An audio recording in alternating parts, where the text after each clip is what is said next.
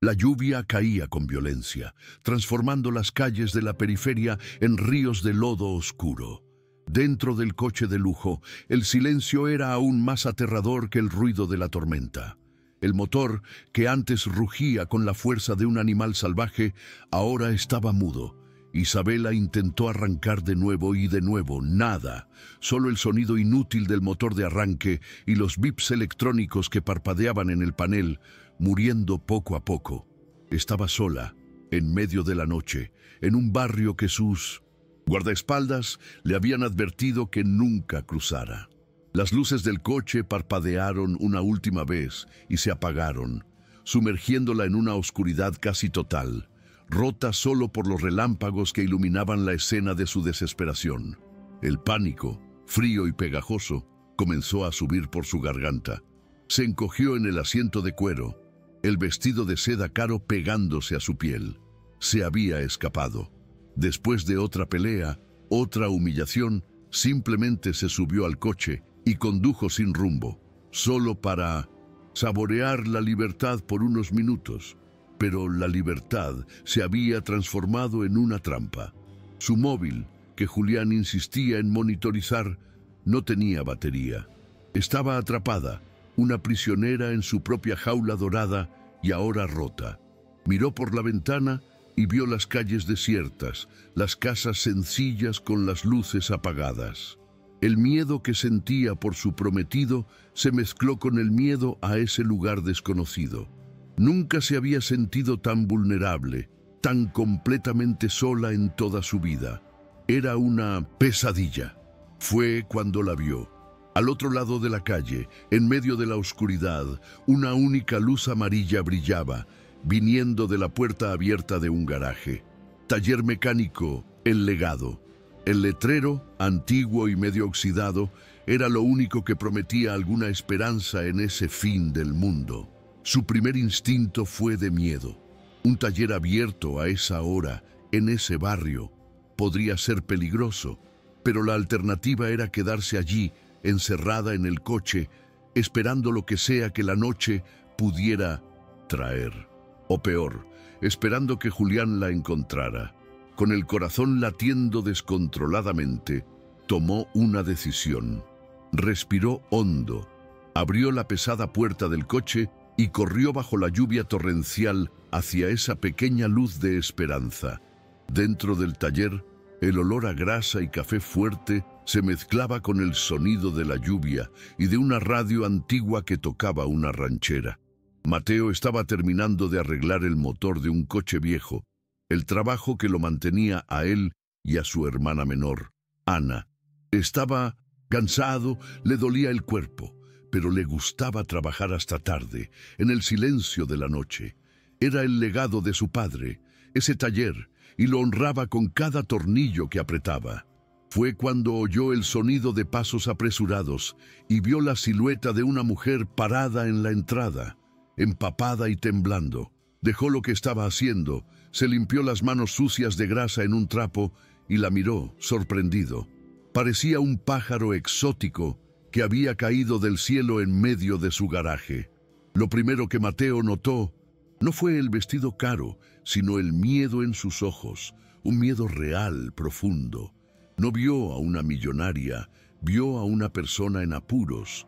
Dejó las herramientas a un lado y se acercó despacio, para no asustarla. «Buenas noches, señorita. ¿Algún problema? ¿Está usted bien?», preguntó, la voz tranquila y un poco ronca por el cansancio. Isabela, que esperaba cualquier cosa menos amabilidad, solo pudo asentir, incapaz de hablar. «Mi coche se ha parado ahí enfrente», susurró, señalando con la mano. Un temblorosa.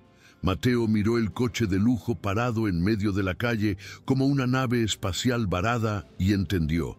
«No se preocupe, quédese aquí, fuera de la lluvia. Voy a echar un vistazo, pero primero necesita secarse».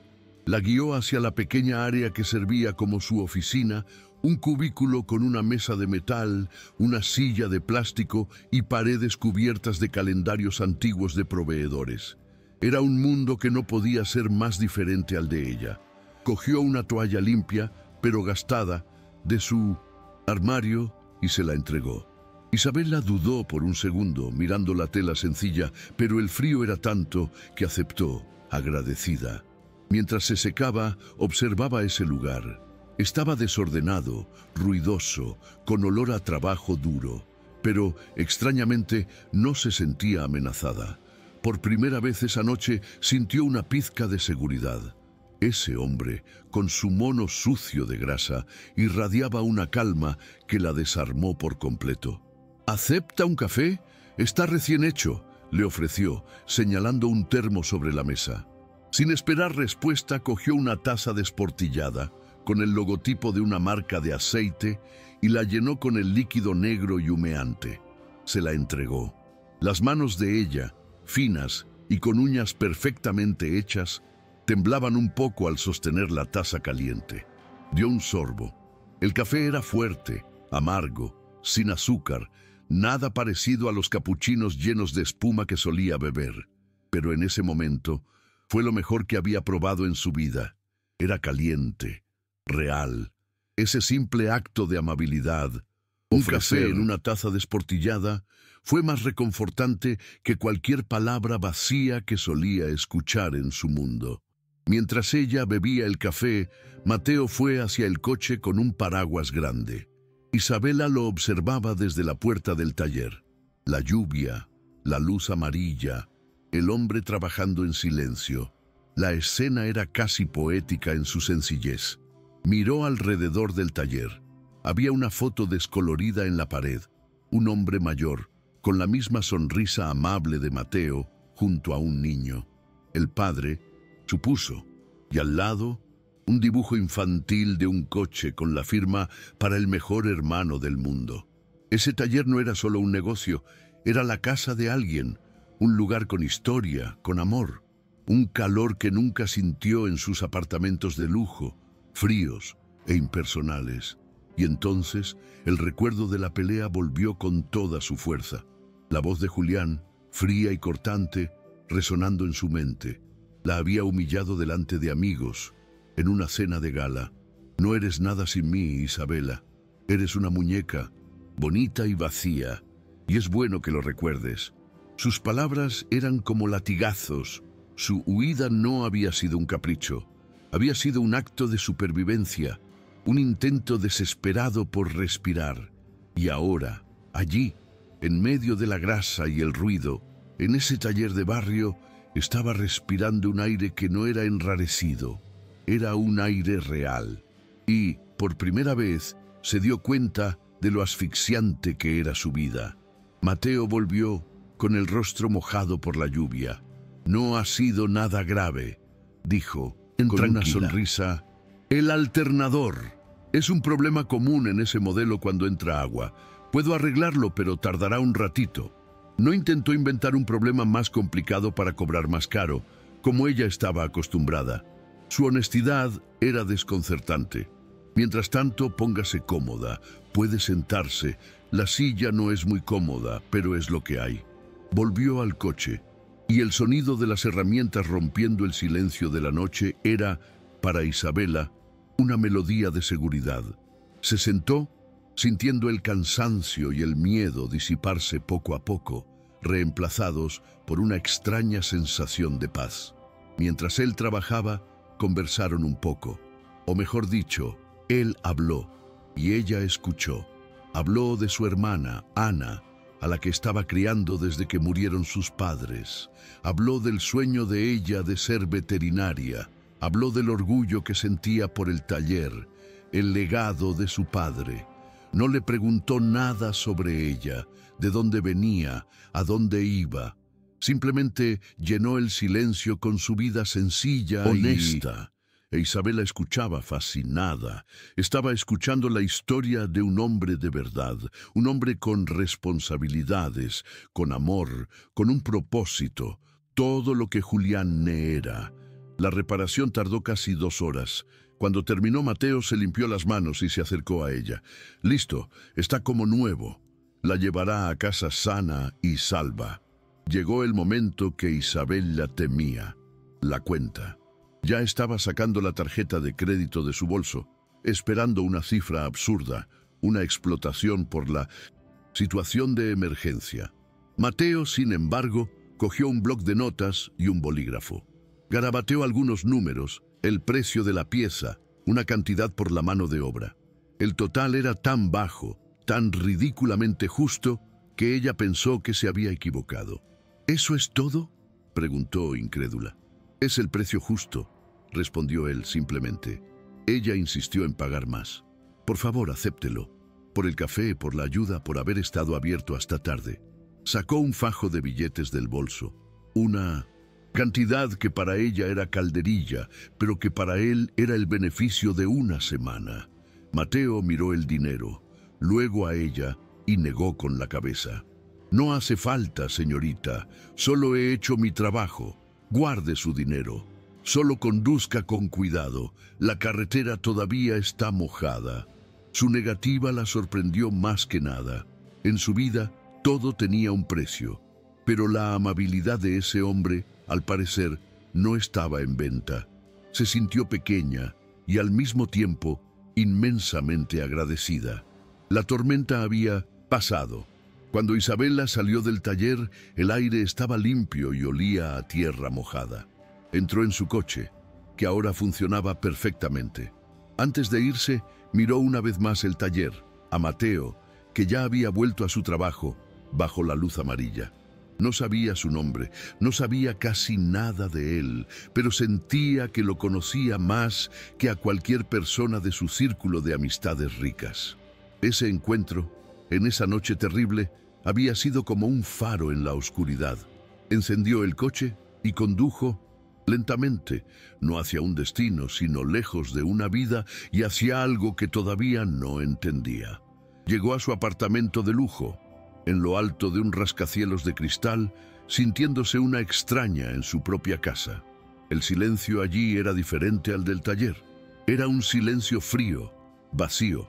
Caminó por el inmenso salón, oscuro, y la sensación de seguridad que sintió en el taller desapareció, dando paso a un miedo familiar.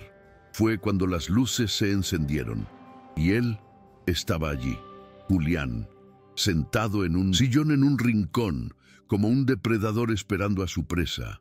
No gritó, simplemente la miró fijamente, el rostro una máscara de furia contenida. ¿Dónde estabas, Isabela?, preguntó, la voz baja, tranquila y absolutamente aterradora. Se levantó, y en sus ojos, ella vio que lo sabía. Lo sabía todo. ¿Dónde estabas, Isabela? La pregunta de Julián, baja y fría, cortó el aire del lujoso apartamento. Isabela sintió que se le helaba la sangre. No estaba gritando, lo cual era mucho peor. Su calma era la de un depredador. Intentó mentir, la voz saliéndole más débil de lo que le gustaría. El coche se averió en la tormenta. Tuve que llamar a una grúa. Evitó mirarlo a los ojos, enfocándose en un punto cualquiera de la pared de mármol. Julián caminó lentamente a su alrededor, como un lobo cercando a su presa. Se detuvo justo delante de ella y con el dedo tocó una pequeña mancha de grasa en su vestido de seda. ¿Una grúa?, preguntó, con una sonrisa que no llegaba a los ojos. Porque el rastreador de tu coche dice que estuviste parada 2 horas en la puerta de un taller mecánico en uno de los peores barrios de la ciudad. El corazón de Isabela se desplomó. El rastreador se había olvidado. Era una prisionera con un collar electrónico. Julián no necesitaba confesiones, ya tenía los hechos. Se inclinó con el rostro a centímetros del de ella. No me importa el coche, querida. Me importa que mi propiedad sea tocada por gente inmunda. Espero que hayas aprendido la lección y no intentes ninguna otra gracia como esta. Ahora vete a darte una ducha. Hueles a pobreza. Se apartó, despidiéndola como si fuera una niña que había hecho un estropicio. Isabela subió a la habitación con todo el cuerpo temblando, no de miedo, sino de una rabia y una humillación tan profundas que la asfixiaban. No era una prometida, era un objeto de lujo que había salido de la caja sin permiso. En los días siguientes, Isabela vivió como un fantasma en su propia vida. El lujo, a su Alrededor, que antes era normal, ahora parecía falso y opresivo. El silencio de ese gigantesco apartamento la ensordecía. Lo único que traía algo de calor a su memoria era el recuerdo de aquel taller desordenado. Recordaba el olor a café fuerte, el sonido de la radio antigua, la voz tranquila de Mateo y, sobre todo, la taza desportillada que le ofreció. Ese objeto simple y roto parecía más real y valioso que cualquier pieza de cristal de su casa. Ese hombre no le había preguntado quién era. No le había importado su coche caro. Simplemente la vio como un ser humano que necesitaba ayuda. Una amabilidad tan pura que no sabía que todavía existía en el mundo. Se sorprendía pensando en él en los momentos más extraños. Durante una cena de negocios, mientras Julián hablaba de millones, ella recordaba a Mateo hablando con orgullo del sueño de su hermana. Durante una prueba de vestido para un evento benéfico, recordaba su honestidad al darle el precio justo por la reparación del coche. El mundo de Mateo, un mundo de trabajo duro, de lazos reales y de dignidad, parecía un paraíso perdido comparado con su jaula dorada, llena de sonrisas falsas y conversaciones vacías. Por primera vez en su vida, no sentía envidia de la riqueza de nadie, sino de la pobreza honesta de un mecánico al que apenas conocía. Julián, por su parte, no había olvidado. La obsesión y el orgullo herido lo consumían. No podía aceptar que un cualquiera, un grasiento, hubiera sido el héroe de su prometida. La idea le daba asco. Necesitaba saber quién era ese hombre. Usó sus recursos y en menos de un día tenía un dossier completo sobre Mateo en su mesa. Vio su foto, sonriendo junto a una niña. Leyó su historia, el taller heredado de su padre, la lucha por criar a su hermana menor, la reputación de hombre honesto en el barrio. En lugar de sentir admiración, Julián sintió solo más rabia. La bondad de ese hombre era un insulto a su propia visión del mundo, donde todo era sobre poder y control. La rabia de Julián necesitaba un objetivo, y el objetivo sería ese mecánico atrevido. Haría pagar a Mateo no por haber hecho algo malo, sino por haber hecho lo correcto en el momento equivocado y para la persona equivocada. Julián cogió el teléfono e hizo una única llamada a uno de sus contactos en el ayuntamiento, un hombre que le debía muchos favores. La conversación fue corta y directa. Tengo un taller de barrio que me está molestando. Encárgate, crea problemas, hazle la vida imposible al dueño, pero que parezca un accidente. Al otro lado de la línea, el hombre simplemente asintió. La máquina de destrucción de Julián, invisible e implacable, acababa de ponerse en marcha. Mientras la tormenta se formaba sin que él lo supiera, la vida de Mateo continuaba a su ritmo de siempre. Las mañanas comenzaban temprano, con el desayuno apresurado con su hermana, Ana.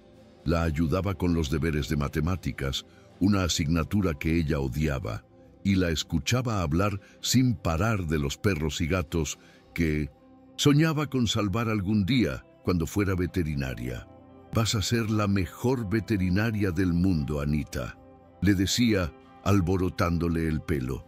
Ese pequeño ritual matutino era la base de su mundo, la razón por la que trabajaba hasta los huesos. El futuro de esa niña era el motor que lo hacía levantarse todos los días. El taller era el corazón del barrio. Mateo no era solo un mecánico, era una institución. Arreglaba el coche de don Juan de la panadería a cambio de pan fresco durante una semana. Ayudaba a doña María, una viuda anciana, a arreglar la puerta de su casa sin cobrarle nada.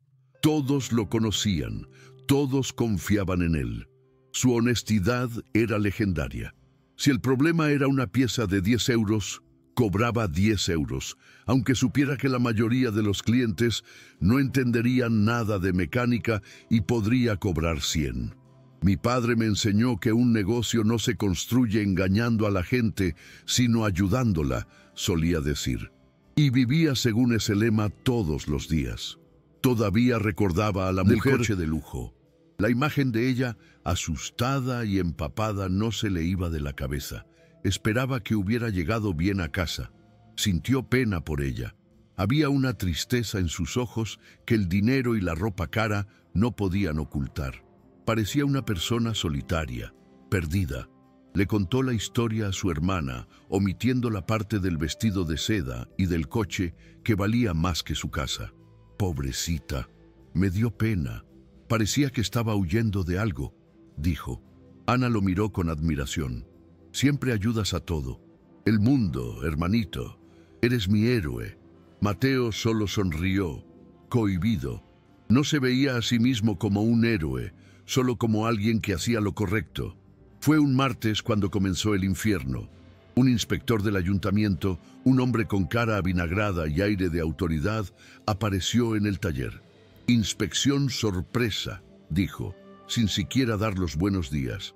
Empezó a medir cada rincón del taller con una cinta métrica, a verificar cada documento, a buscar cualquier cosa, por pequeña que fuera. Mateo, que siempre lo mantenía todo en orden, al principio estaba tranquilo. Pero la actitud del inspector era la de alguien que no estaba allí para inspeccionar, sino para encontrar un problema, aunque tuviera que inventarlo. El corazón de Mateo comenzó a encogerse. Después de casi 2 horas de una búsqueda minuciosa, el inspector finalmente encontró lo que quería. Una lata de disolvente estaba guardada en una estantería a 10 centímetros de la altura exigida por una nueva y oscura normativa que nadie conocía. Un error minúsculo, casi ridículo, pero para el inspector fue como encontrar un tesoro. Sacó su talonario de multas con una sonrisa triunfante. Esto es una infracción grave de seguridad, amigo mío. Almacenamiento inadecuado de material inflamable. Escribió la multa y la cantidad era tan absurda, tan desproporcionada con el delito, que Mateo pensó que era una broma. Pero no lo era. La multa era suficiente para tragarse todo su beneficio de los próximos 6 meses. Mateo Cepé quedó mirando el papel sin poder creerlo. ¿Cómo era posible? Por una lata. Intentó argumentar, explicar que era un error, que siempre había sido cuidadoso, pero el inspector lo interrumpió. La ley es la ley. Pague la multa en el plazo, o su taller será clausurado. El hombre se dio la vuelta y se fue, dejando a Mateo allí en medio de su taller, con una deuda que amenazaba con destruir el legado de su padre. No lo entendía. ¿Había sido solo mala suerte? ¿O había algo más? Una mala sensación. La de que aquello no era un accidente comenzó a formarse su mente. Se sintió como si estuviera siendo el objetivo de una fuerza que no podía ver. Esa misma noche, en un lujoso salón de fiestas, Isabela acompañaba a Julián en otro evento benéfico. Él era el retrato del hombre perfecto, sonriente, encantador, estrechando las manos de políticos y empresarios. Pero Isabela solo podía ver al monstruo detrás de la máscara. En un momento, Julián se apartó para atender una llamada. Ella lo observó desde lejos. Hablaba bajo, pero lo vio sonreír, una sonrisa de pura maldad. Y consiguió oír un fragmento de la conversación, palabras que le helaron la sangre.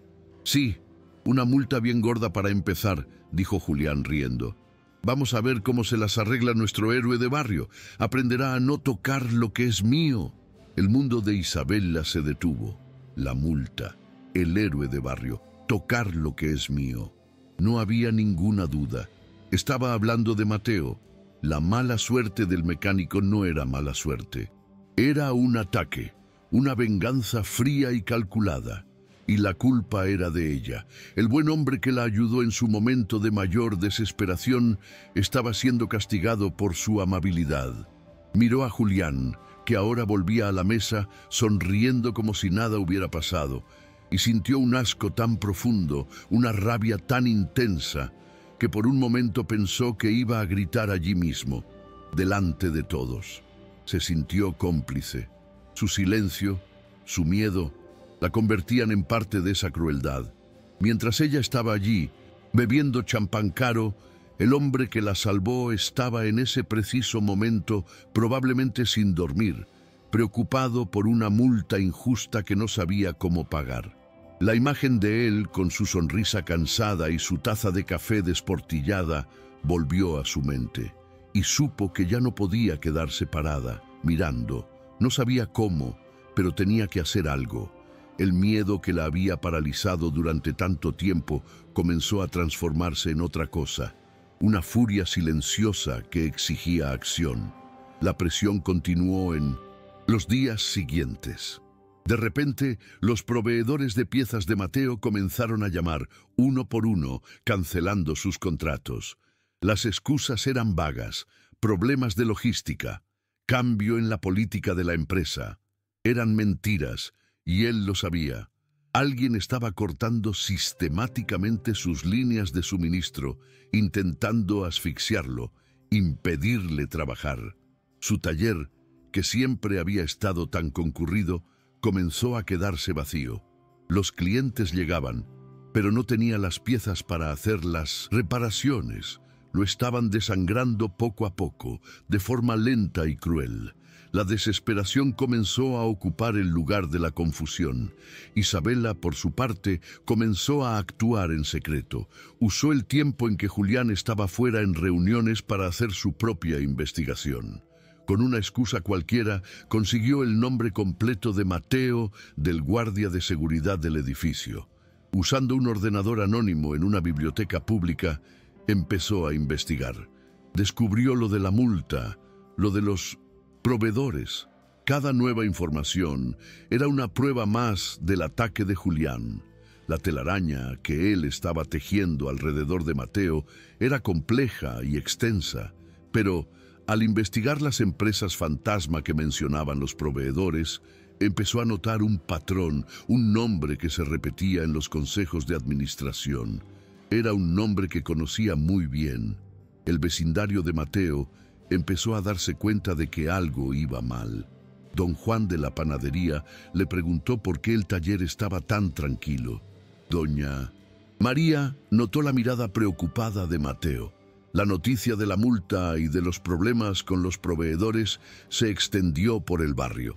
Y, en un acto de solidaridad conmovedora, la comunidad reaccionó. Un vecino que tenía una pequeña tienda de repuestos le ofreció su stock a precio de coste. Otro abogado se ofreció a analizar la multa gratis.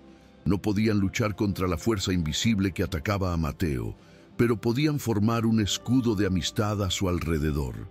Aquello le dio a Mateo la fuerza para no rendirse, para seguir luchando. Ataque tras ataque, Mateo resistía, pero sabía que estaba perdiendo. La lucha era desigual. Era como luchar contra un fantasma con mucho dinero y sin ningún escrúpulo. Se sentía cansado, agotado. Una noche, sentado en la cocina con su hermana, la miró y la preocupación en su rostro era visible. «Hermanito, ¿vamos a estar bien?», preguntó ella con voz pequeña. Él la abrazó y forzó una sonrisa. «Claro que sí, pequeña. Siempre estamos bien». Pero por primera vez en su vida no estaba seguro de si estaba diciendo la verdad. La sensación de ser casado era constante y no sabía de dónde vendría el siguiente golpe. El siguiente golpe llegó en forma de un sobre oficial. Mateo lo abrió con las manos temblorosas. Dentro, palabras frías e impersonales que parecían una sentencia de muerte. Era una orden de desahucio. El terreno donde se construyó el taller de su padre, el lugar que era su hogar y su legado, había sido vendido a una gran corporación inmobiliaria. Y querían el terreno de vuelta, en 30 días. El papel se le cayó de las manos. Era el fin. La multa, los proveedores, todo había sido solo el principio. El objetivo final era ese: arrancarlo de allí, destruir su medio de vida, borrar el legado de su padre. Había perdido. El fantasma había ganado. Mientras Mateo miraba la orden de desahucio, sintiendo que el mundo se derrumbaba, Isabela, en su apartamento de lujo, finalmente encontró la pieza final del rompecabezas. El nombre de la Una corporación inmobiliaria que compró el terreno del taller. Vargas Prime Properties, una filial del imperio de su propia familia, pero era una parte de la empresa que Julián no controlaba, una parte que provenía de la herencia de su madre. Con el corazón latiéndole deprisa, entró en el portal de registros de la empresa con su contraseña de heredera, una contraseña que nunca había usado. Escribió la dirección del taller de Mateo, y lo que apareció en la pantalla la dejó sin aliento. En el campo, propietario, con letras claras e inconfundibles, estaba su propio nombre, Isabela de Almeida. El papel de la orden de desahucio temblaba en las manos de Mateo. Las palabras eran frías, burocráticas, pero el significado era una puñalada en su pecho. 30 días. Tenía 30 días para desmontar la vida que su padre construyó, para borrar el legado que juró proteger. Miró alrededor del taller, las herramientas gastadas por el tiempo, las manchas de grasa en el suelo que contaban la historia de años de trabajo honesto. Cada rincón de ese lugar era sagrado para él. La idea de que una corporación misteriosa lo demoliera todo para construir un edificio de lujo era tan violenta que sintió que le faltaba el aire. La sensación de impotencia era abrumadora. No estaba luchando contra una persona, sino contra un sistema, una máquina de dinero que no tenía rostro ni corazón. Y sabía, en el fondo de su alma, que era una batalla que no podía ganar. La noticia se extendió por el barrio como la pólvora. Don Juan de la panadería fue el primero en llegar, seguido por doña María y otros vecinos. Se reunieron en la puerta del taller, mirando la orden de desahucio con una mezcla de rabia y tristeza. «Esto es un absurdo, Mateo, un robo», dijo don Juan, golpeando su puño en la palma de la mano. «Tú eres el corazón de este barrio. Si te echan de aquí, matan un trozo de todos nosotros». Ofrecieron ayuda, organizaron una recogida de firmas, prometieron protestar. Su solidaridad era un bálsamo en el corazón herido de Mateo, pero todos sabían la verdad. Eran peces pequeños luchando contra un tiburón. ¿Qué podía hacer su recogida de firmas contra los carísimos abogados de una gran corporación? La lucha parecía perdida antes incluso de empezar. La peor parte para Mateo era tener que contárselo a su hermana. Esa noche se sentó con Ana en la pequeña mesa de la cocina con el papel de la orden de desahucio entre ellos. Le explicó la situación de la forma más amable que pudo, pero no había forma de endulzar el veneno. Los ojos de la niña se llenaron de lágrimas. Pero, ¿y el taller de papá? ¿Y nuestra casa? ¿A dónde vamos a ir, hermanito? Su pregunta, tan simple y directa, fue la que más le dolió. Él era su protector, el pilar de su mundo.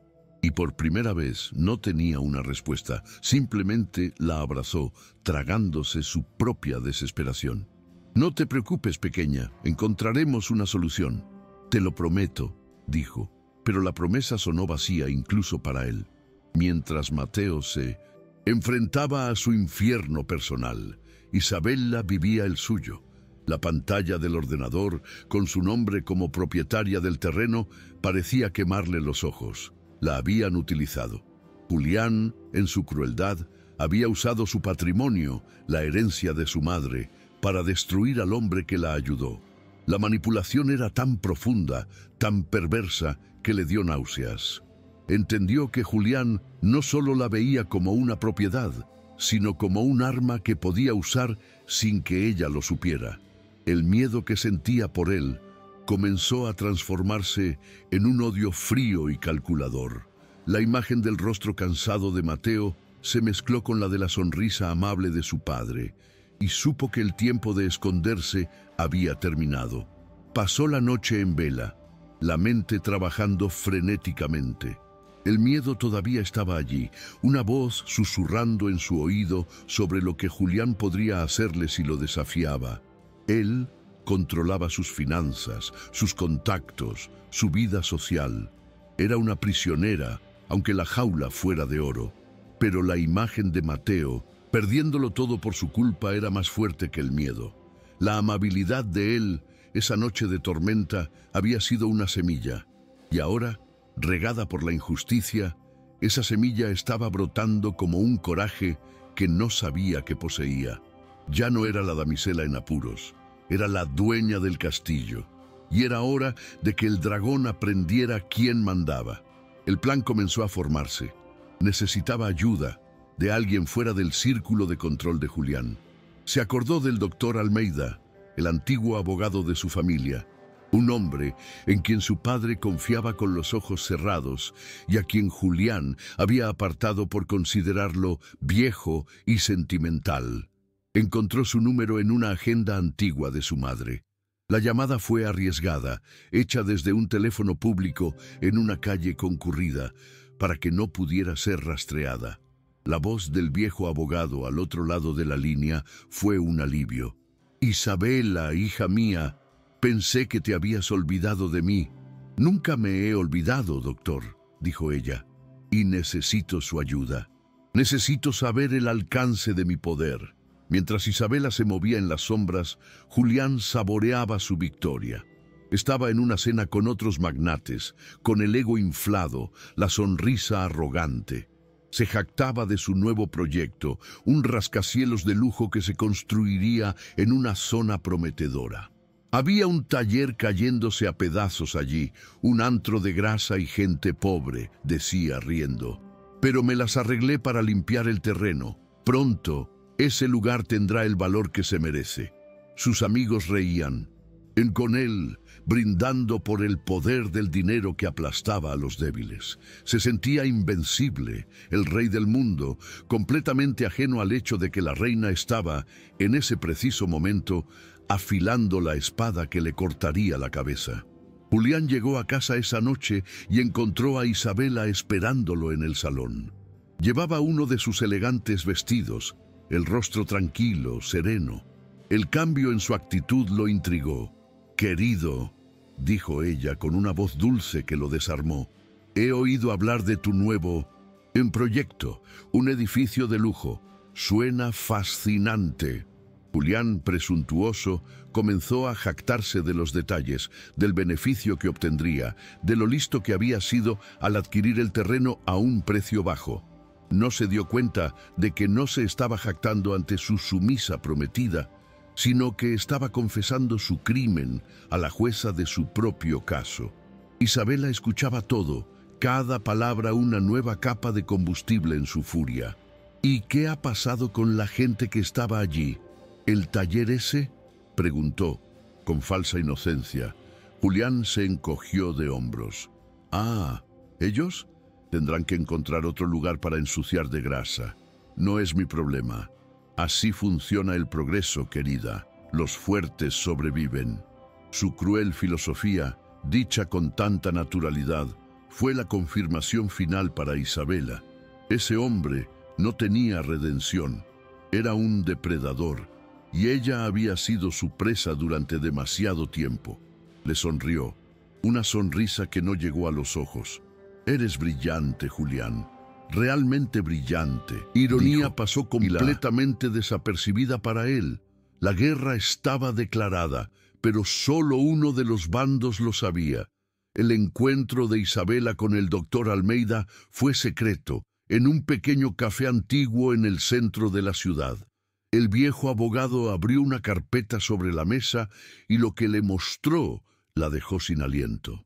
El testamento de su madre era una fortaleza. Era la única beneficiaria y controladora de un gigantesco fondo de inversión inmobiliaria, completamente separado de los negocios de su padre y de Julián. Julián administraba la fortuna del padre de Isabela, pero la fortuna de la madre era intocable, y él no tenía ni la menor idea de su alcance. «Hija mía», dijo el abogado, con una sonrisa, «no solo eres la dueña de ese pequeño terreno, eres la dueña de la mitad del barrio. Julián ha removido tu avispero sin saberlo». El alcance del poder que poseía era aterrador. Había pasado años sintiéndose una nadie, una muñeca decorativa, cuando en realidad era una de las mujeres más poderosas de la ciudad. Julián la había mantenido en la oscuridad, controlando su acceso a todo, haciéndole creer que dependía de él. La rabia dio paso a una determinación helada. No solo iba a salvar el taller de Mateo, iba a usar el poder que Julián le había enseñado a temer para desmantelarlo. El abogado, viendo la llama en sus ojos, sonrió. La hija de su padre finalmente está despertando, pensó. Comenzó a preparar la documentación, los documentos que serían las armas de Isabela en la batalla final.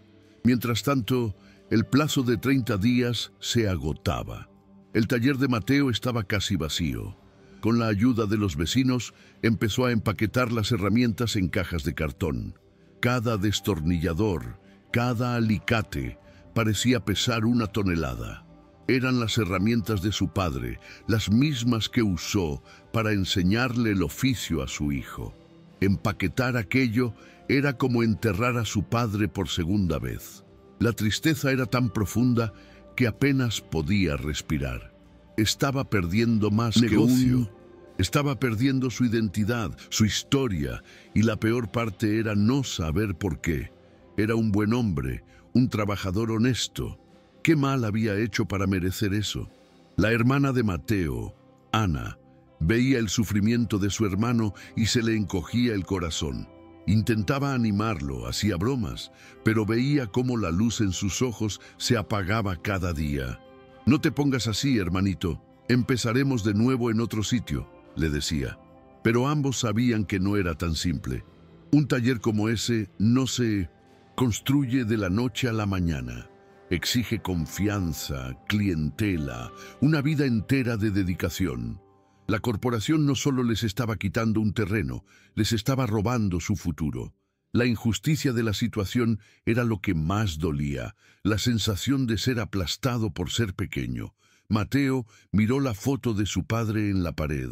«Perdóname, papá», susurró a la imagen descolorida. «Lo intenté, te juro que lo intenté». En ese momento se sintió un fracasado. Sintió que había decepcionado al hombre que más admiraba. Él, que siempre fue el protector, el pilar de su pequeña familia, ahora se sentía destrozado, incapaz de proteger lo único que su padre le dejó. El dolor era un sabor amargo en su boca. No lo sabía, pero su calvario estaba a punto de convertirse en el escenario de un acto de justicia que nunca podría haber imaginado. Isabela estaba lista. Con la ayuda del doctor Almeida, había preparado cada detalle. Había convocado una reunión de emergencia con el consejo de su fundación. Había firmado los documentos que reafirmaban su control total sobre sus propiedades. Y lo más importante, había encontrado el coraje que le faltaba. Se miró al espejo. Ya no vio a la mujer asustada que huyó en la tormenta. Vio a una heredera, sí, pero no de dinero. Vio a la heredera de la fuerza de su madre, de la decencia de su padre.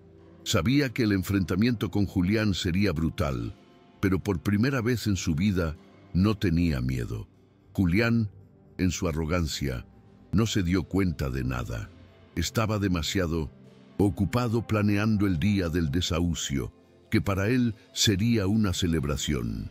Quería estar allí. Quería ver la cara del mecánico cuando llegaran los agentes judiciales para precintar el taller. Quería saborear cada segundo de su victoria. Veía aquello como el acto final, la reafirmación de su poder absoluto sobre Isabela y sobre el mundo. La llamó, con la voz llena de una falsa animación. «Querida, no te lo vas a creer. El proyecto de nuestro nuevo edificio ha sido aprobado. El desahucio de ese taller es mañana. Deberías venir a ver el comienzo de nuestro futuro». Isabela sintió un escalofrío por su frialdad, pero mantuvo la voz dulce. «Qué maravillosa noticia, Julián. Un evento tan importante. Por supuesto que quiero estar allí. Quiero verlo todo de cerca. Quiero felicitarte personalmente por tu gran victoria». Su invitación había sido un error de cálculo monumental. Estaba, sin saberlo, invitando a su propia verdugo a su ejecución. El escenario para el enfrentamiento final estaba montado. no en una lujosa sala de juntas, sino en un taller de barrio, el lugar donde todo comenzó. La noche antes del desahucio fue la más larga de la vida de Mateo. No pudo dormir. Se quedó sentado en la oscuridad de su taller vacío, solo escuchando el silencio. Era una despedida. Recordaba cuando era niño, corriendo por allí, aprendiendo el nombre de las herramientas, el olor de cada aceite. Ese lugar era su vida. Y mañana se lo quitarían todo. Se sentía como un hombre en el corredor de la muerte, esperando la hora final. Lo único que le quedaba era su dignidad, y estaba decidido a no perderla, incluso en la derrota. El día amaneció gris, como si el cielo estuviera de luto por el taller. Mateo abrió las puertas por última vez. Los vecinos comenzaron a reunirse en una protesta silenciosa, trayendo pancartas improvisadas. «¡No toquéis a Mateo! ¡El barrio está contigo!». Su apoyo era la única luz en ese día oscuro.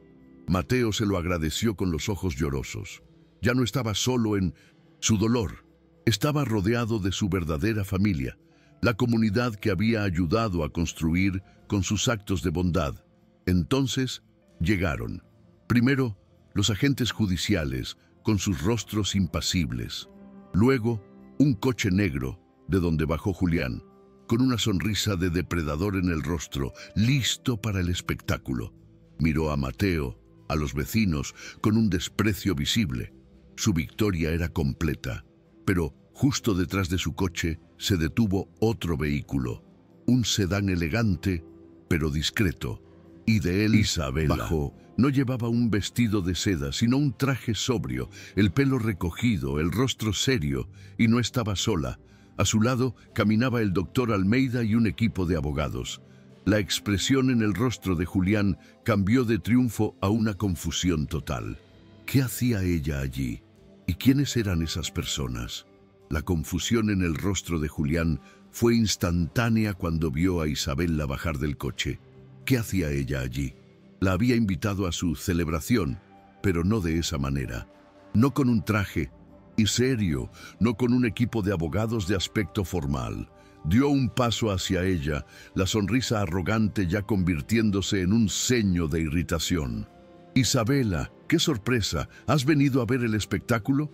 No te preocupes, querida, no dejaré que el polvo de la demolición te manche los zapatos caros», dijo, intentando menospreciarla, volver a meterla en su caja de muñecas.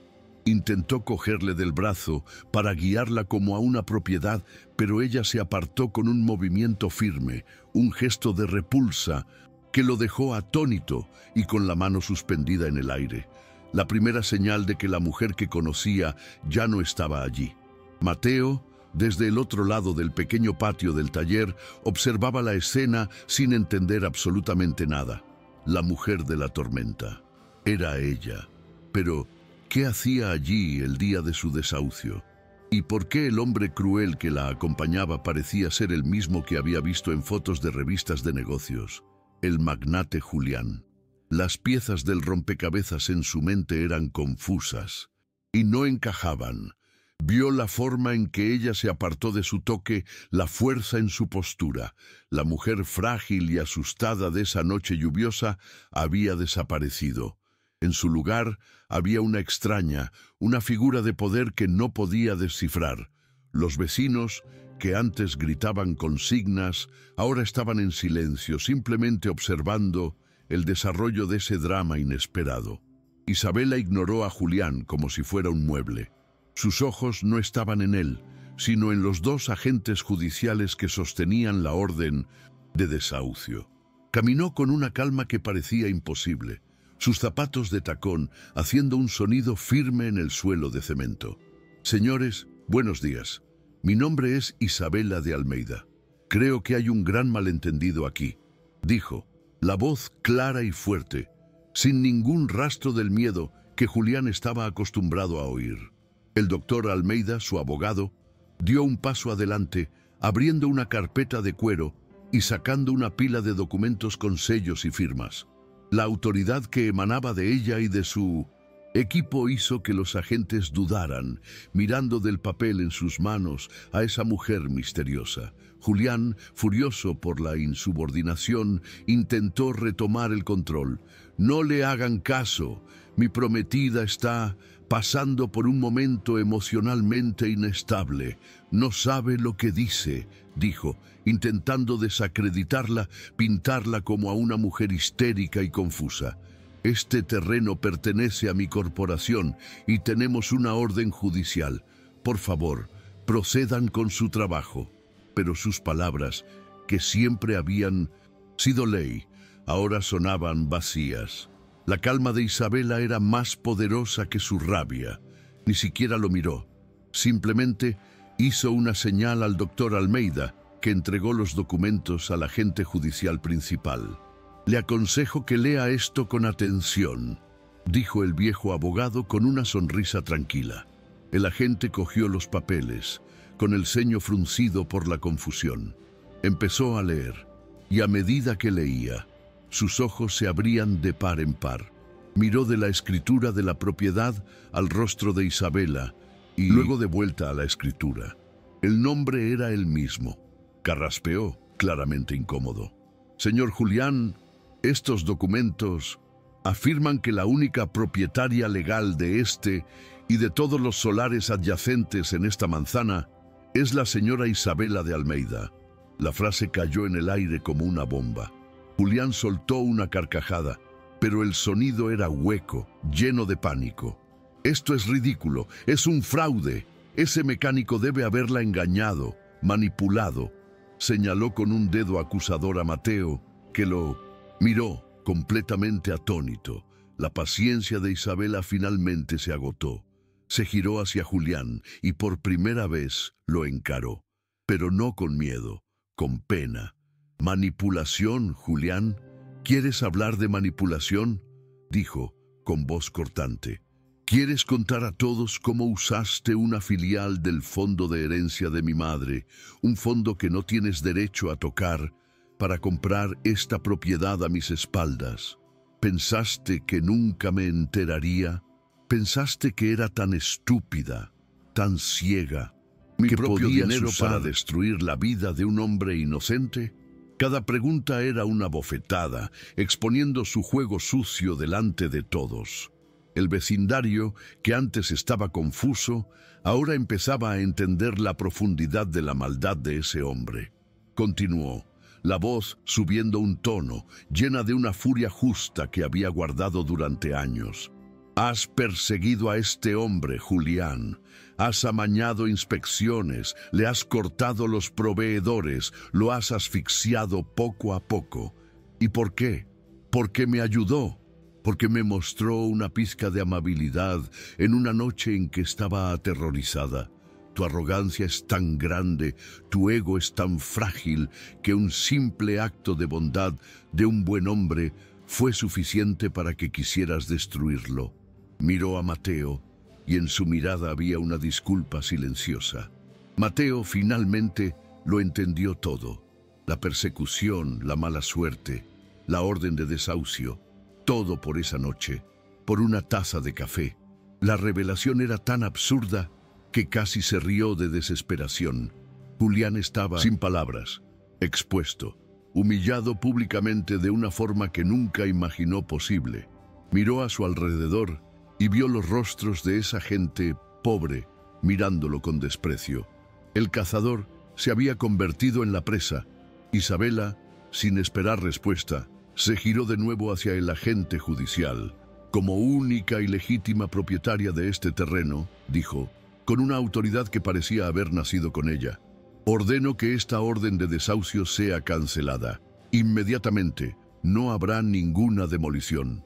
Un grito de celebración estalló entre la multitud de vecinos. Don Juan abrazó a Mateo, que todavía estaba en estado de shock, incapaz de procesar el giro de los acontecimientos. Pero Isabela no había terminado. Se giró hacia los hombres de traje que acompañaban a Julián, los gerentes de su proyecto.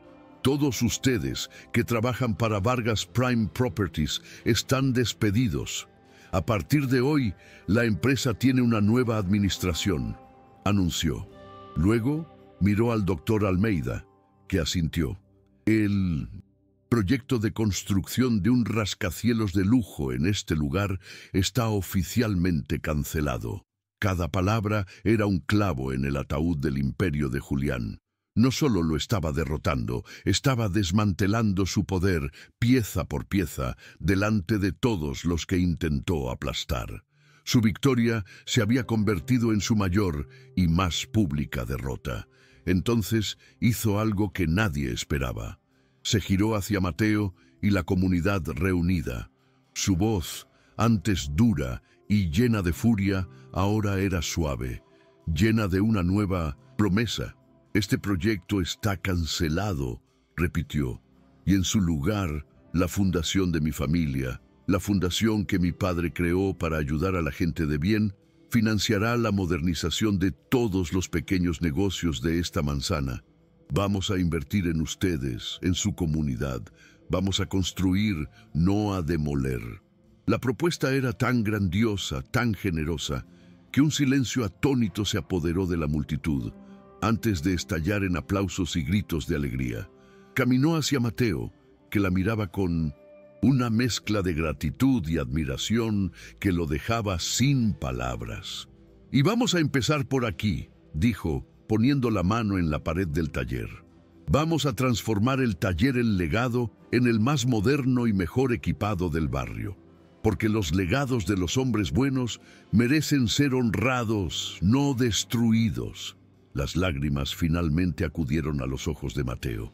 No de tristeza, sino de un alivio y una gratitud tan profundos que parecían lavarle el alma. No solo había salvado su taller, había salvado el honor de su padre. Los había salvado a todos. Julián lo observaba todo, con el rostro como una máscara de puro odio. Lo había perdido todo. El proyecto, el poder, la prometida. Y lo peor de todo, había sido derrotado por ella, la mujer a la que consideraba débil e insignificante. Isabela se acercó a él una última vez, el enfrentamiento final. Ya no había miedo en sus ojos, solo una calma helada. «Se acabó, Julián. El compromiso, el control, todo. Tú me enseñaste lo que el poder y puede destruir». «Mateo», dijo mirando por encima del hombro al mecánico, «me enseñó lo que puede construir. Ahora sal de mi propiedad». La última frase fue la puntilla. La tierra que intentó robar era de ella y lo estaba expulsando. Sin decir una palabra, Julián se dio la vuelta y caminó hacia su coche. Cada paso era pesado de humillación. No miró hacia atrás.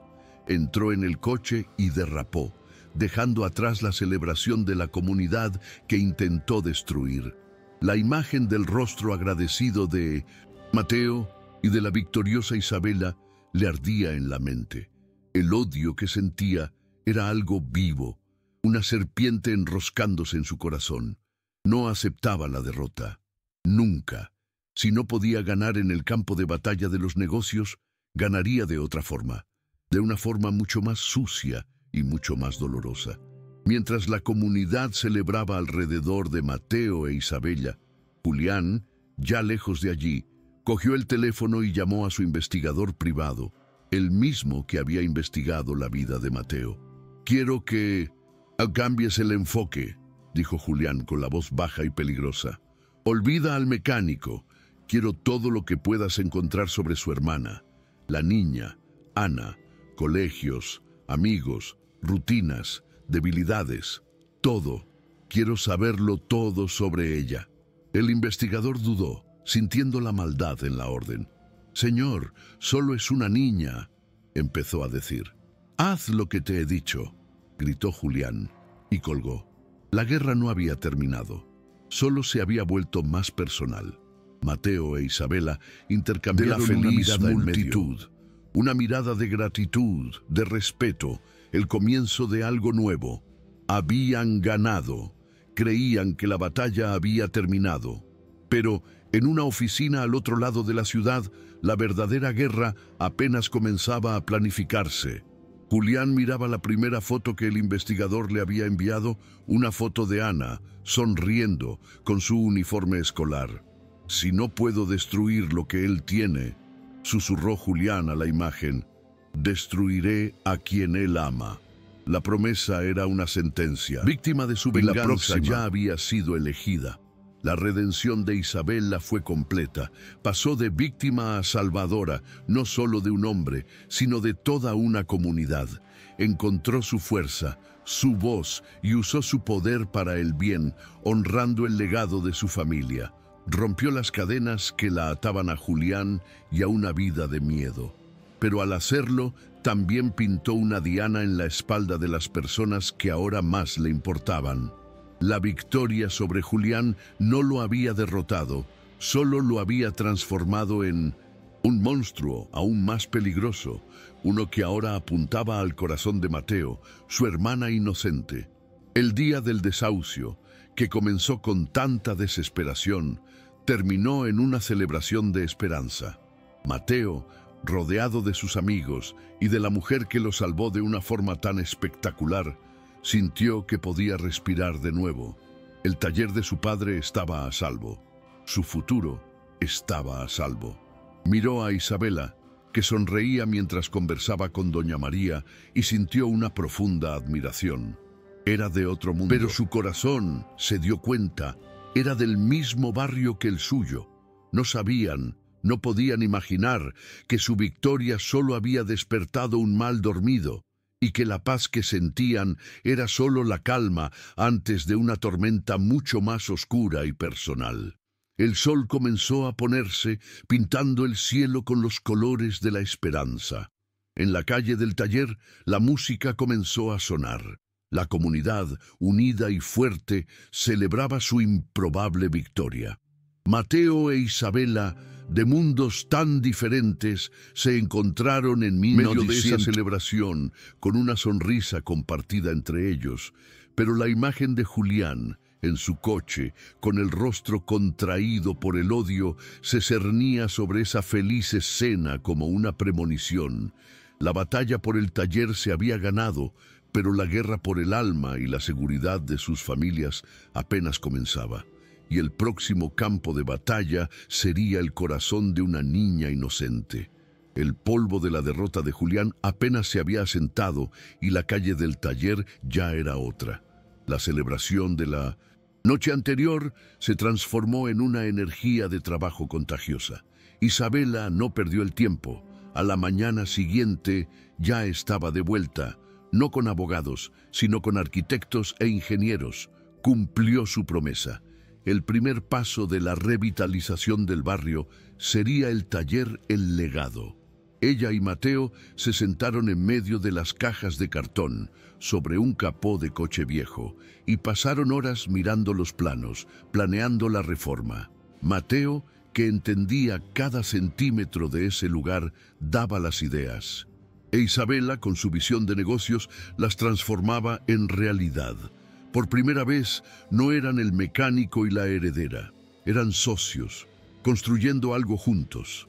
La noticia de la Fundación de Almeida invirtiendo en el barrio se extendió como la pólvora. Lo que antes era desconfianza se transformó en esperanza. Isabela organizó reuniones en la panadería de Don Juan, escuchando a cada comerciante, a cada residente. No llegó con órdenes, sino con preguntas. ¿Qué necesitáis? ¿Cómo podemos ayudar? Se enteró del tejado que necesitaba reparación en la tienda de comestibles, de la falta de ordenadores en la pequeña escuela del barrio.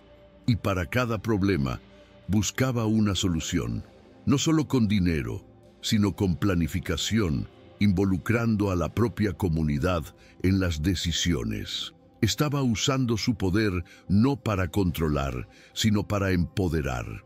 La lección de Mateo se estaba poniendo en práctica a una escala que ni él imaginaba. Mateo veía la transformación en Isabela y sentía una admiración que crecía cada día. La mujer que conoció, frágil y asustada, ahora lideraba reuniones, negociaba con contratistas e inspiraba esperanza en todo un barrio. Su belleza, que antes era solo la de un rostro bonito, ahora provenía de su fuerza, de su determinación. E Isabela, por su parte, veía en Mateo un ancla de integridad. Su bondad sencilla, su honestidad inquebrantable era la brújula que la guiaba, recordándole siempre por qué estaba haciendo aquello. Una amistad profunda, nacida de la gratitud, se estaba transformando lentamente en algo más, un sentimiento que ninguno de los dos se atrevía aún a nombrar. Mientras la bondad florecía en un rincón de la ciudad, la venganza echaba raíces en otro. Encerrado en su oficina en lo alto de un rascacielos, Julián se ahogaba en whisky y odio. La humillación pública lo había enloquecido. Veía las noticias sobre el proyecto de revitalización de Isabela, sobre la heredera ángel que salvaba la periferia, y cada palabra era como sal en sus heridas. Había perdido a la prometida, el proyecto, el respeto, y todo por culpa de un mecánico insignificante. Su obsesión por destruir a Mateo se convirtió en el único propósito de su vida vacía, y sabía que, para hacerle daño a un hombre como Mateo, no se ataca su negocio, se ataca su corazón. El dossier sobre Ana, la hermana de Mateo, estaba abierto sobre su mesa. Lo estudió durante días, buscando una debilidad, una brecha. La niña era una alumna ejemplar, querida por todos, sin ningún problema. Pero Julián era un maestro en crear problemas donde no existían, y encontró lo que buscaba. Una información pequeña, enterrada en los antiguos registros de la familia. La custodia de Ana había sido concedida a Mateo de forma provisional tras la muerte de sus padres. La custodia definitiva nunca se formalizó, una burocracia que Mateo, en su sencillez, nunca pensó que fuera necesaria. Y ese pequeño fallo en el papel era el arma perfecta para la venganza de Julián. Su plan era diabólico en su sencillez. Usaría sus contactos y su dinero para iniciar un proceso anónimo en los servicios sociales, planteando preocupaciones sobre el bienestar de Ana. Un mecánico soltero, con unos ingresos inestables, usaría los recientes problemas del taller como prueba, viviendo en un barrio peligroso. Sería suficiente para iniciar una investigación, para poner la vida de Mateo bajo un microscopio, para aterrorizarlo con la posibilidad de perder a la única persona que amaba en el mundo. No se trataba de ganar la custodia de la niña, sino de usar el proceso para torturar psicológicamente a su enemigo. Era una venganza a base de 1000 cortes, lenta, legal y terriblemente cruel. La primera piedra fue lanzada una tarde soleada. Una asistente social, una mujer de aspecto serio, llamó a la puerta del taller, ahora en plena reforma. Pidió hablar con Mateo. La conversación fue educada, pero las preguntas eran como agujas. ¿Tiene usted la custodia definitiva de su hermana? ¿Cuáles son sus fuentes de ingresos? ¿Cree que este ambiente de taller es adecuado para una niña? Mateo, sorprendido, respondió a todo con honestidad, pero un frío comenzó a subir por su espalda. Sintió el mismo olor a persecución que sintió antes, pero esta vez el objetivo era infinitamente más preciado. Esa noche le contó a Isabela lo de la visita. La preocupación en su rostro era evidente. Isabela, que había aprendido a reconocer los métodos de Julián, sintió que se le helaba la sangre. Eso no es una coincidencia, Mateo. Es él, estoy segura, dijo con la voz baja y tensa. El miedo que creyó haber superado volvió con fuerza. Julián no se había rendido, solo había cambiado de objetivo, apuntando a la persona más inocente y vulnerable de todas. La guerra no había terminado, solo se había vuelto más sucia. La paz que habían conquistado se deshizo. La alegría de la reforma dio paso a una ansiedad constante. Mateo se sentía vigilado, juzgado. Cada vez que Ana salía para el colegio, sentía un nudo en el pecho. El ataque de Julián era genial en su maldad, porque lo hacía dudar de sí mismo. Era un buen hermano, le estaba dando todo lo que ella necesitaba. El arma de Julián no eran tractores ni abogados, sino la duda, el miedo que plantó en el corazón de Mateo. La alegría de vivir del mecánico estaba siendo reemplazada por un miedo constante a perder a su hermana. Isabela, viendo el sufrimiento de Mateo, sintió que la furia ocupaba el lugar del miedo. Basta. Ya no sería reactiva. Iba a cazar al cazador. ¿Quiere jugar sucio, Mateo? Pues vamos a enseñarle cómo se juega, dijo, la determinación en sus ojos, asustando incluso a sí misma. Llamó al doctor Almeida y al mejor bufete de abogados de familia del país. Quiero la custodia definitiva de Ana para su hermano. Y quiero una orden de alejamiento contra Julián por acoso. Y, lo más importante, hizo una pausa. Quiero que inicien una investigación completa sobre cada negocio, cada contrato, cada cuenta de Julián. Le gusta buscar la suciedad en la vida de los demás. Vamos a ver qué encontramos en la suya. La batalla cambió de nivel. Ahora era una guerra total, librada en varios frentes. Mientras los abogados de Isabela preparaban la defensa de Mateo, el equipo de investigación de ella comenzaba a escarbar en el pasado de Julián, y lo que empezaron a encontrar era mucho peor de lo que nadie imaginaba. Contratos fraudulentos, blanqueo de capitales, chantaje. La fortuna de Julián no se había construido solo con arrogancia, sino con delitos. Tenía mucho más que ocultar que una simple venganza contra un mecánico. E Isabela, sin saberlo, acababa de tirar de la punta de un ovillo que podría llevar a la ruina a todo un imperio. La comunidad, viendo la nueva amenaza contra Mateo, se unió una vez más. Organizaron una petición, escribieron cartas de recomendación para el juez, testificando sobre el carácter de Mateo, sobre el amor que sentía por su hermana. Don Juan, doña María, todos ellos fueron uno por uno a declarar a favor del mecánico. El intento de Julián de aislar y aterrorizar a Mateo tuvo el efecto contrario. Demostró que la fuerza de Mateo no provenía de su taller o de su dinero, sino de la gente a la que había ayudado a lo largo de su vida. El amor de ese barrio era un ejército que Julián no podía comprar ni intimidar. Llegó el día de la audiencia sobre la custodia de Ana. Mateo era un manojo de nervios. Isabela se sentó a su lado en el tribunal, no como una heredera, sino como una amiga, su mano apoyando discretamente la de él. Eran David contra Goliat. Por un lado, un mecánico de buen corazón. Por el otro, el poder anónimo de un magnate cruel. Pero no estaban solos. El tribunal estaba lleno de vecinos, amigos, toda la comunidad presente para apoyar a su héroe. La asistente social hizo su informe y aunque no había nada concreto contra Mateo, la semilla de la duda había sido plantada. Todo dependía de la decisión de un juez. Mientras se celebraba la audiencia, el equipo de Isabela hizo un descubrimiento bomba. Encontraron una transferencia bancaria de una cuenta de Julián en un paraíso fiscal a la cuenta de un juez jubilado. Un juez que, años atrás, había sido el responsable de un caso de accidente de un rival de negocios de Julián.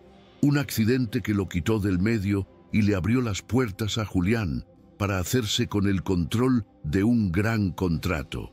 Era la prueba, no solo de corrupción, sino de algo mucho más oscuro. Julián no solo destruía negocios, destruía vidas, historial, y tenía un... Isabela recibió el mensaje en medio de la audiencia. El corazón se le aceleró. El arma que necesitaba para acabar con Julián de una vez por todas estaba en sus manos. Le mostró el mensaje a su abogado, que abrió los ojos de par en par. La guerra de defensa se había convertido en un ataque. Podían usar aquello para chantajear a Julián, para forzarlo a retirarse. Pero Isabela miró a Mateo, su rostro honesto y cansado, y supo que no podía usar los mismos métodos sucios de su enemigo. Ganarían, pero ganarían de la manera correcta. El juez estaba a punto de dictar su veredicto cuando el doctor Almeida pidió la palabra. «Señoría, tenemos nuevas pruebas que nos gustaría presentar. Pruebas que demuestran que este proceso no fue iniciado por una preocupación genuina, sino como un acto de venganza y acoso por parte de un tercero. El abogado de Julián, que observaba desde lejos, se puso pálido. Isabela se levantó y todos los ojos se volvieron hacia ella. Iba a exponerlo todo. Iba a contar la historia desde el principio, desde la noche de la tormenta, y a presentar la prueba que destruiría a Julián para siempre, sin importar el coste para su propia familia. La escena final muestra el taller de Mateo meses después. Está completamente reformado, moderno, lleno de clientes. Ana corre por el patio, riendo, sana y feliz. Mateo la observa desde la puerta, con la sonrisa de vuelta en su rostro. A su lado está Isabela. Ya no son solo socios de negocios, se cogen de la mano. Una nueva familia forjada en el fuego de la adversidad ha encontrado la paz.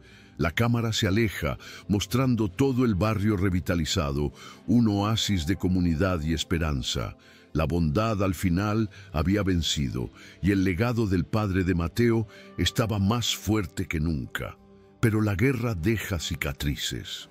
En su oficina, Julián, ahora visiblemente más viejo y derrotado, firma los papeles de un acuerdo judicial que lo salvó de la cárcel, pero le costó la mitad de su fortuna y su reputación. Está arruinado, pero no destruido. Mira una foto de Mateo e Isabela juntos, sacada de un artículo de revista sobre el milagro del barrio. El odio en sus ojos no ha disminuido, solo se ha vuelto más frío, más paciente. La derrota le ha enseñado una lección. Sus métodos eran demasiado ruidosos. La próxima vez sería un fantasma. La próxima vez nadie lo vería venir. La historia de ellos es un poderoso recordatorio de que un simple acto de bondad puede iniciar una revolución. Mateo no solo salvó a Isabela de lluvia, sino de una vida de miedo. Y ella no solo lo salvó a él de la quiebra, sino que le recordó el poder de una comunidad unida. Nos enseñan que la verdadera fuerza no está en el dinero o la influencia, sino en el coraje de defender lo que es correcto y a las personas que amamos. Pero el mal, incluso cuando es derrotado, rara vez desaparece. Simplemente se esconde, espera y aprende a ser más inteligente. ¿Y tú crees que la bondad, una vez plantada, puede realmente florecer para siempre, incluso en los terrenos más difíciles?